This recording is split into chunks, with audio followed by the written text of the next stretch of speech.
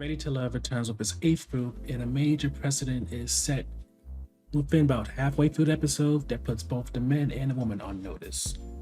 Since it's the first episode, and only one major thing happens, which is Rashid proposing to Simone from Ready to Love Last Resort, we're gonna break down what we're told about each individual of the 16 instead of 20 that are gonna be going through the journey this season.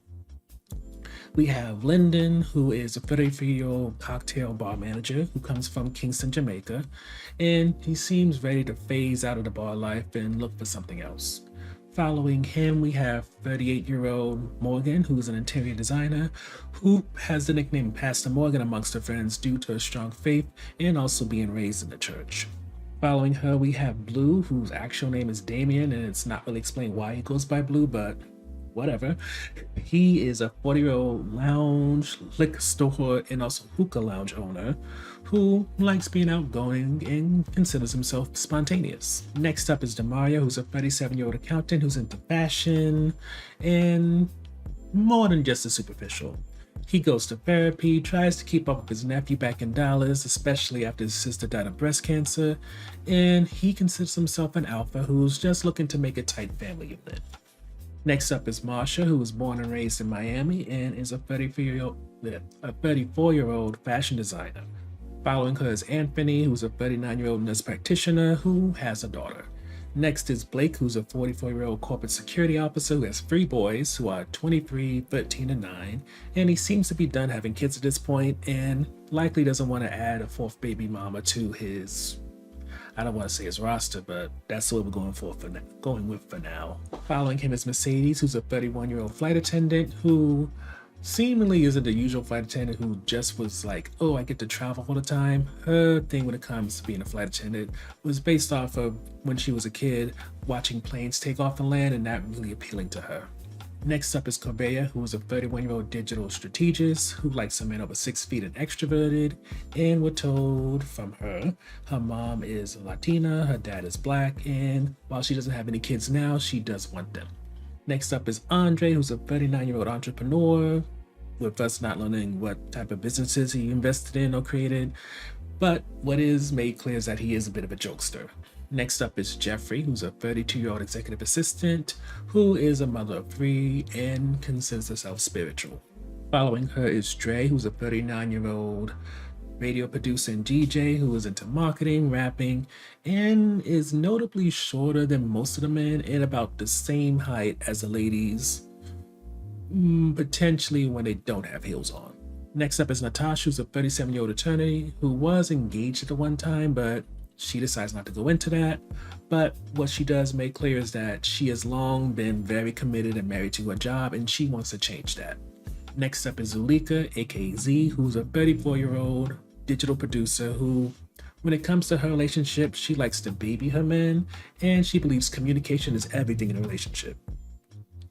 Also, she notes that she's an alpha female, but in the right situations, or even with the right men, she's willing to be submissive at times. Next up is 39-year-old Suan, who is an attorney, but honestly, we don't learn anything about her. We just see her react to Rashid and Simone getting married, and that's pretty much the only time she gets the spotlight.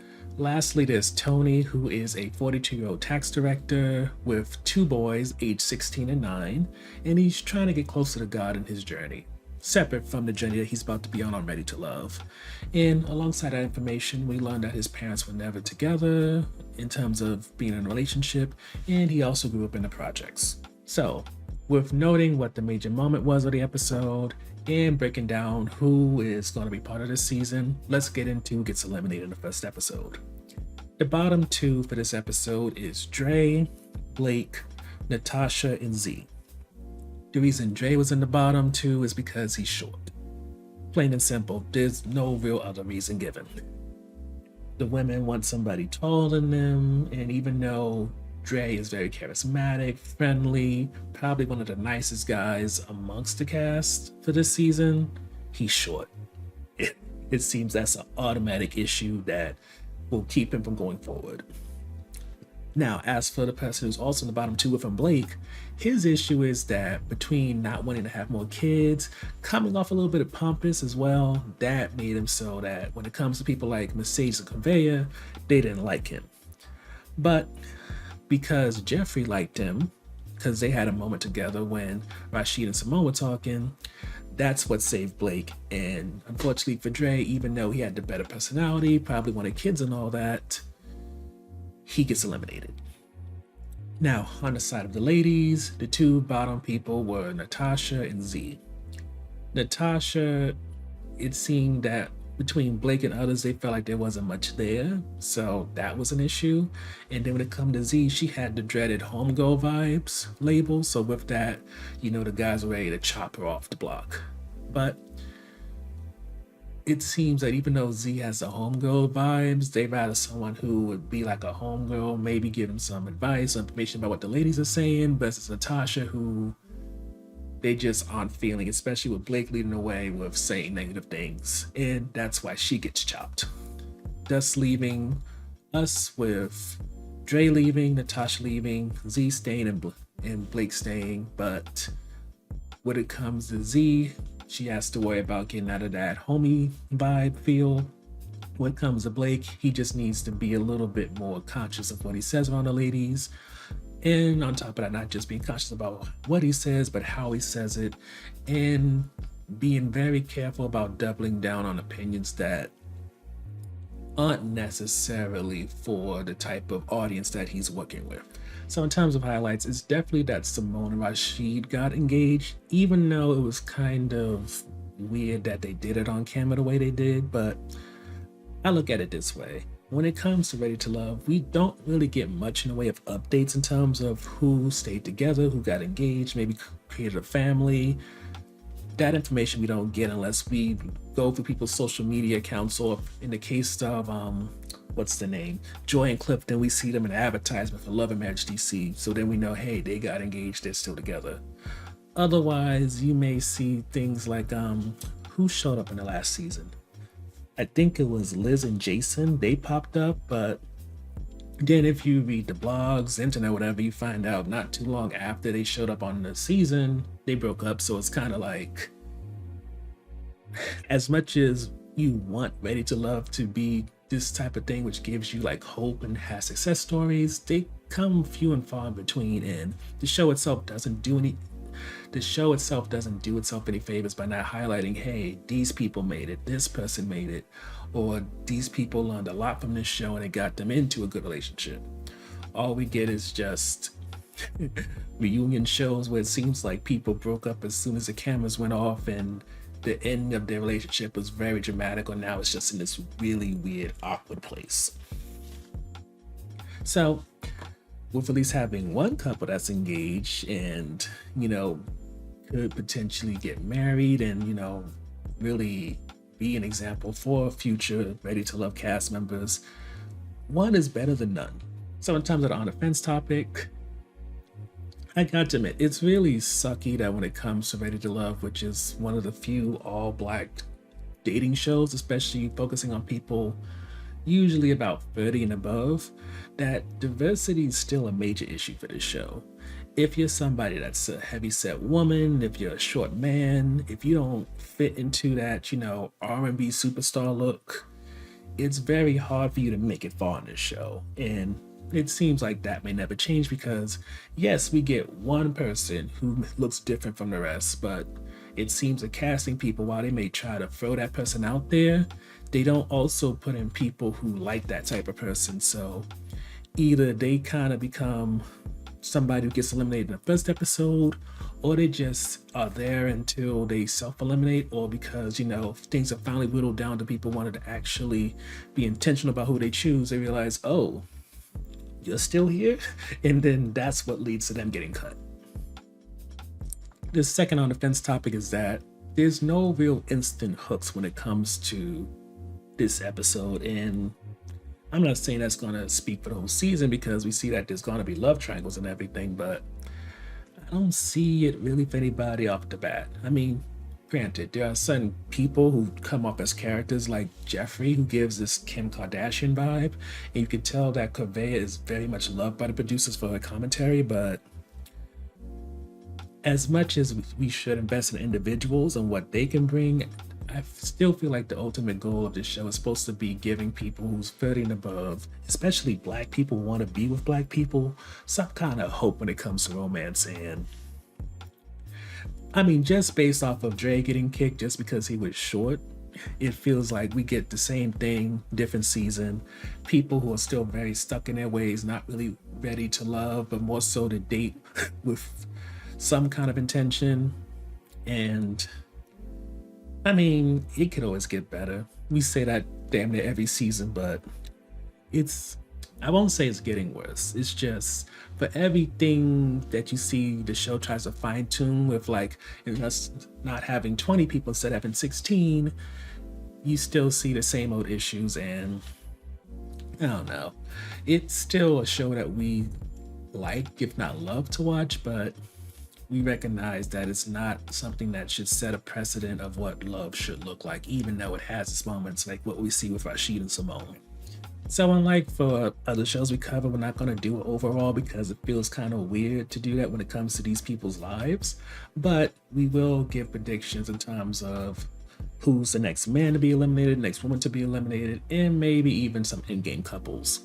Now, in terms of men, I feel like Blake is still in a hot seat for just saying the wrong things to the wrong people.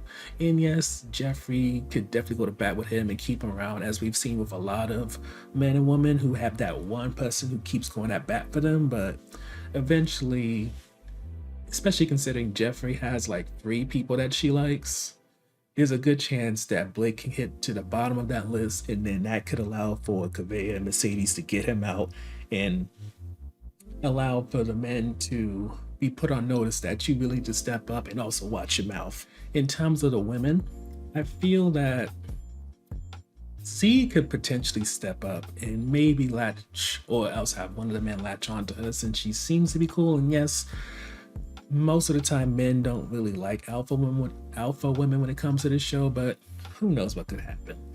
And the person who I think may get to hit to the bottom next could be either Sue Ann, maybe Marsha.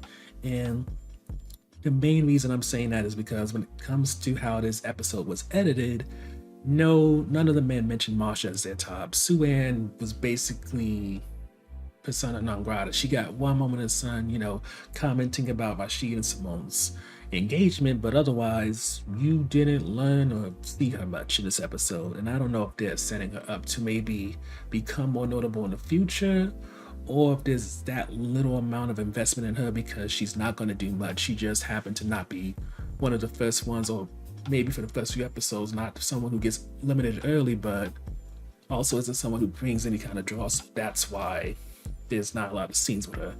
Either way, I'm saying that Marsha, Sue Ann are probably going to be bottom 2.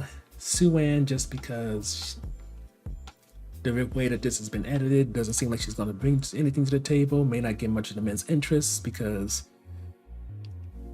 I don't know why, she seems nice. And then with Marsha, I don't know. She seems to like some of the men, but when it comes to the men, they spoke about her more in terms of the physical sense. Then they spoke about the potential of something long term. So with that in mind, I feel like that could be a sign that she's not going to make it. Now, as for in-game couples, I think Demario and Corvea can maybe be a good thing, since Demario talking about he goes to therapy, he's very much into fashion, may match with what she's into. Also, since Corvea wants someone who's more independent, got his shit together, and Demario has a decent job and seems like he has his stuff together, even with, the trauma of losing a sister, that could be a good combination.